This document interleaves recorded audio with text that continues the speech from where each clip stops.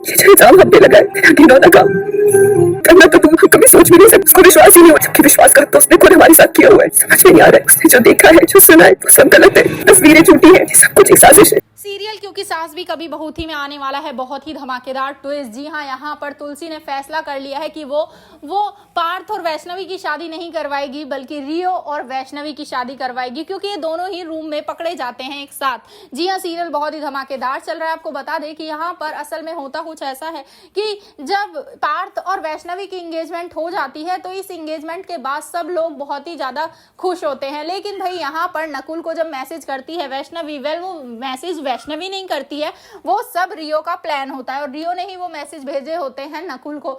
जिसके बाद यहाँ पर अब दामिनी उन्हें देख लेती है और ले जाती है नंदिनी के पास और कहती है कि ये हमारे घर की बहू बनेगी, ये हमारी घर की बहू बनने लायक है ही नहीं, तुम देखो इसने क्या किया है। जिसके बाद यहाँ पर जो नंदिनी है उसे बहुत ही बुरा लगता है, वो जाकर पार्थ से इस बारे में बात करती है। तो पार्थ रात में ही जाकर वैष्णवी पर काफी गुस्सा करता है और उस पर उल्टे सीधे इल्जाम लगा देता है। जिसके बाद यहाँ पर अब रियो एक के बाद एक गलतफहमियां पैदा करता जाता है इन दोनों के बीच में, और यहाँ ऑफिस में भी वो दोनों एक साथ कैबिन में पकड़े जाते हैं, जहां पर अब जो वैष्णवी होती है उसका दुपट्टा जाकर गिर जाता है अब भाई रियो के ऊपर। और रियो कहाँ, रियो तो इस बात का फायदा उठाता है यहाँ पर, वो सबके सामने ही अब ऐसे क्रिएट करता है ड्रामा जैसे उन दोनों के बीच में कुछ चल रहा है। जिसके बाद पार्थ को काफी गुस्सा आता है और वो वैष्णवी को थप्पड़ मारकर वहां से चला जाता है। जिसके बाद वैष्णवी को बहुत बुरा लगता है। ये सब तुलसी भी देख लेती है और तुलसी को एहसास होता है कि शायद पार्थ सही लड़का नहीं है वैष्णवी के लिए, और यहाँ पर वो सब के सामने रियो की शादी की अनाउंसमेंट कर देगी अब वैष्णवी के साथ। जिसके बाद रियो तो बहुत ही ज्यादा खुश हो रहा है,